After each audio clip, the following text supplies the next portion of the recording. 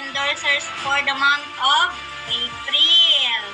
Top 2 endorser from April, Ridisa Marie Flores. Top 2 endorser for the month of April, Ma'am Osmana Ferry K. Claver Nila Nicolas. Congratulations! Top 2 endorser for the month of April, Sir Neil Cometa. Congratulations! Wow! Top 1 endorser for April, Genevieve Frostleb. Congratulations! Yun. Ito yung mga umahataw talaga ngayong month of April. Coach, expert, no? Grabe, palaki na. Executive expert, executive tycoon. Ito yung kumikita ng 300K to 375K. Grabe! Sino-sino kaya yung mga kumikita na ng 300K, partner? Ayun, Executive Tycoon 1 star, Ma'am Genevieve Frostleb. Wow, nag-rank up ka na. Congratulations!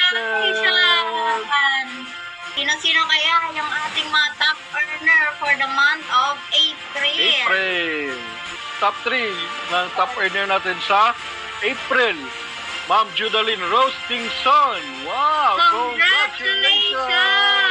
Sa ating top 3. Top 2 earner for the month of April, Coach Genevieve Gadjano Frostleb. Congratulations! Okay, yung ating top earner for the month of April, Sir Arvir Coliflores Dakulan. Congratulations! Kung merong isa sa kanila na magsishare ngayon, no, ng kanilang sekreto kung paano nila ginawa na naging top earner sila. Ayun, madami nang ready. Isa sa mga top 3 for the month of April, ready na. Ready na ba? Yes, Coach. Ayun. So kung ready na, pasok na po tayo. Top earner po for the month of April, walang iba kundi si Coach Genevieve Frostleb. Coach, wow! ano ka? We could be.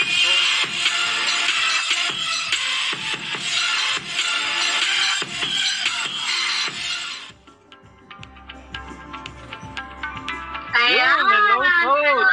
Hello. Congratulations. Hello, mga digital tycoons worldwide. Ayan, so, hello, Coach. Hello, audible, visible ba tayo dyan? Ayan. Yes. Coach. On the spot tayong in-assign. Ayun, so. Ayan.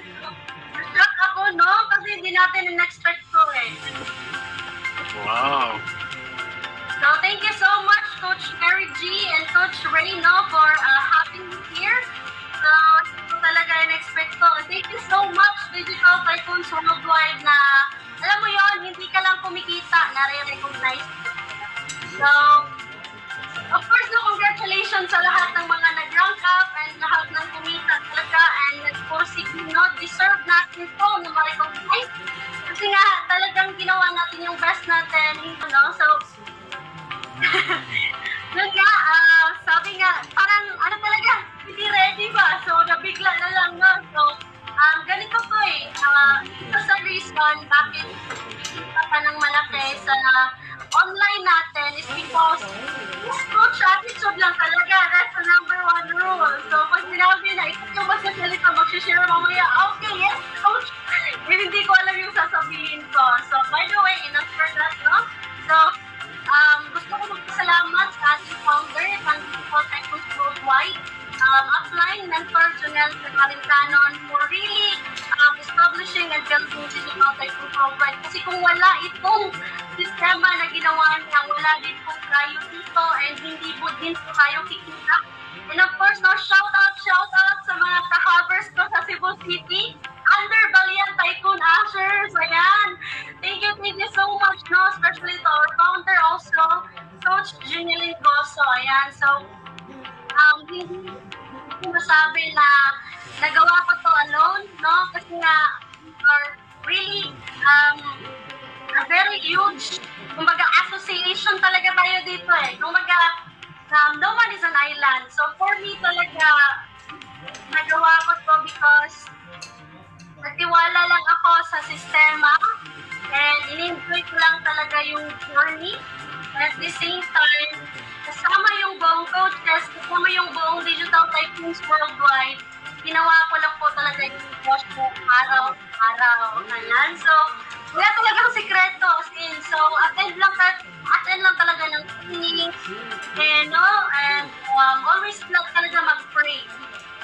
So, number one talaga na natutunan ko sa negosyo na ito na useless lahat pag hindi ka mag-pray sa taas. So, ano yung estado mo ngayon? At kung lang hindi talaga hadlang kung wala ka bang pera. So, lalo na sa lahat ng nanonood right now, kung hindi pa kayo member ng Digital Tycoons Worldwide. So, ang daldal ko, actually, hindi pa ako nagpakilala. So, by the way, this is Genevieve Steve, and hindi ko po expect na ako yung mag-share tonight. Almost 10 years po akong naging empleyado. Yes po, you heard it right. Almost 10 years akong naging empleyado, and hindi ko po in-expect na makalabas ako sa ganong cycle. Kasi akala ko talaga mag-work na ako hanggang mag-retire. But I'm grateful na kahit hindi ako mateki, sa lahat ng mga may edad na dyan, sa lahat ng mga hindi mahilig mag-online dyan, hindi po talaga problema. Hindi ka mateki at hindi ka masyadong mahilig sa online. Kasi kung pagkakitaan mo naman yan, and it will change your life 180 degrees, no? Yung maliban dyan sa income mo, maliban dyan sa pinagkitaan mo, pwede ka rin kumita dito sa Digital Tycoons Worldwide. So, why not do it and start part-time? So, ako, nandito ako sa Denmark, no? So, currently, pero taga Cebu City ako, Bisaya. So, shoutout sa lahat ng mga Bisaya dyan, no? Mag-comment kayo dyan kung kayo ay Bisaya. Ayan. So, ko lang po talaga ako na sinubukan ko lang talaga yung Digital Tycoons Worldwide. Wala talaga akong alam kung hindi ako mag-test. Pero dahil sa mga step-by-step training na meron tayo and sa sistema na talagang handa na, nandyan ko na lang yung provided na lahat. No? Talagang sabi mong tamad na lang talaga hindi kumikita sa Digital Tycoons Worldwide dahil sobrang dami ko talagang kumikita dito. Not just one, not 100, but libo-libo ko talaga yung natutulungan. Kaya ikaw right now, kung member ka na, ang sasabi ko, just like me nung nag-start ako, I burned my bridges. Sabihin, hindi ko na, may babalikan pa ako eh. Nakapag-focus naman ako ng pag-aaral. Dati naman akong manager, so baka pwede pa ako mag-apply ulit. Wala na po talaga. Nung pumasok ako sa Digital Tycoons Worldwide, even right now na nandito ako sa Europe, hindi ko na po pinapangarap na sana mag-full-time job pa ako. No. Siguro if there are instances, yung kumbaga, ito na talaga yung full-time mo. And then, alam mo yun, na kahit nasa Europe ako o sa Pilipinas mo, still kumikita ako. Kaya super blessed na naging part ako sa Digital Tycoons Worldwide. Alam mo ba na napaka-ganda niyang gawin? Kasi nga, kahit saan ako magpunta, lalo na ngayon, spring season dito sa Denmark, ang ganda ng paligid. Kaya gusto mong umala. At the same time, hindi ka na worry na kasi na kumikita ka eh. Pwede ka pumisay kahit saan ka magpunta. Yung cellphone lang talaga. Cellphone lang. Na may load sa wifi. So, no? Kung may mga taong nagpakita sa'yo ng opportunity na ito at gusto mo siyang subukan, pero nagdadalawang isip ka pa rin. Ako na yung nagsasabi, ito na po yung sign. Gawin mo na yung Digital Tycoons Worldwide, gawin mo na yung nagtagaan. Dahil talaga kagaya ko, pangarap ko lang ito 1 year ago. Pero ngayon, ito na yung bread and butter ko. And alam mo yun, yung feeling na may time freedom ka, na pag pagkagising mo sa umaga, hindi ka magmamadali na, wala, ano nang gagawin ko, ganito, ganyan. Hindi, kasi paggising mo sa umaga, chill ka lang. Di mo kasi, para ka ng difficult type of forward eh. So, paggising mo, mag-pray ka, mag-meditate ka. And then, alam mo yon, count your blessings, no? Huwag mong hanapin yung wala sa'yo. But at the same time, work hard for more. Deserve natin yung magandang buhay. And thank God, nandyan si Orbis Vicos International, nandyan si Digital Tycoons Worldwide para tulungan ka at ma-fulfill yung matagal mo ng siguro namatay na pangarap, no? Buhayin natin yan sa Digital Tycoons Worldwide. So, sa lahat din naman ng mga part na talaga ng Digital Tycoons Worldwide, nag-max out ka na ba o hindi ba? Gawan mo rin ka ng paraan dahil isa yan sa sikreto kung bakit kumikita tayo ng 5 to 6 every month. So, ano pa ba? Maraming nagtatanong, ano ba sikreto? Paano maging top earner? Actually, walang sikreto. Naging part lang talaga siya sa sistema ko. Ano ba? Ibig sabihin, the moment na sumali ako sa Digital Tycoons Worldwide, right away, tiningnan ko siya that this is a very big business and long-term solution talaga siya. Kasi tandaan natin, pera ang problema, pera din ang solusyon. Kaya make sure talaga na pag-part ka na ng Digital Tycoons Worldwide, gawin mo siya araw-araw. Wala nang patumpik-tumpik pa. Okay? Let's kumbaga, huwag na natin i-procrastinate lahat ng bagay na maipagpapabukas pa. So, as much as possible, yung posting, it only takes 5 minutes. Diba? Yung pagsiset ng appointment, kahit 2 to 3 hours ka lang, part-time ka man dito, magagawa mo siya. Kasi sobrang dali. Doable talaga siya. And, for me talaga, malaking tulong talaga. Kasi dati din akong traditional business owner. So, ibig sabihin, meron talaga akong tindahan, malaki din yung income ko doon actually. Pero the best pag online yung negosyo mo. Bakit? Kasi nung nag-traditional business ako pa yung nag-replenish ng mga paninda ko, pumupunta pa ako doon sa mga market, sa palengke, sa mga grocery stores, sa mga supplier ko, ako nag-contact sa kanila. Alam mo yun, lahat ikaw, di ba? Lumalabas ako, nagda-drive, alam mo yun, gastos sa gasolina, mga permit, di ba? So, bayad sa tao, bayad sa pwesto, tubig, kuryente, lahat, napakadami yung business. Bagol, nung traditional business owner pa po ako, talagang haggard, kahit lipstick, hindi ko magawa. Kasi wala na talagang oras. Pero nung nag-switch ako sa Digital Tycoons Worldwide, lahat nagbago. Medyo, alam mo yun, kuminis-kinis tayo ng konti, tapos nag-lipstick na tayo, and may self-love na. And hindi mo na kailangan lumabas, hindi mo na kailangan sobrang dami mag-rolling ka pa ng capital. So, dito sa Digital Tycoons Worldwide, one time ka lang magbibigay and you will experience the life basta magsipag ka lang. Diba? Sabi nga nila, ibali nang maghirap ako 2 to 5 years from now, wag lang habang buhay. Diba? So, alam naman natin na kahit nga tambay, kahit na walang ginagawa, mahirap. Ha? So, mahirap ka man ngayon, di ba? Mahirap maging mahirap eh. Mahirap din magpayaman, di ba? So, okay lang yan. Okay lang maghirap ka muna ngayon. Basta balang araw aasenso ka rin. So, lahat ng mga nanonood right now, sa lahat ng nandyan, no, nakasubaybay sa live ng Digital Tycoons Worldwide. Dati lang din akong kagaya mo. Nunood, I'm the next, congratulations, no? Congratulations. I'm the next. And then, every day, ginagawa ko yung Digital Tycoons Worldwide. Para siyang, kahit pa na, alam mo yun, magkasakit ako, kahit na not feeling well ako, kahit na wala ako sa mood, alam mo yun, malungkot, masaya, kahit anong emosyon, ginagawa ko po yung Digital Tycoons Worldwide. Bakit? Bakit ko ba siya pinipili araw-araw? Bakit ko ginagawa yung Digital Tycoons araw-araw? Bakit ako nagsisipag sa Digital Tycoons Worldwide? Dahil po, ito ang solusyon sa matagal na nating problema.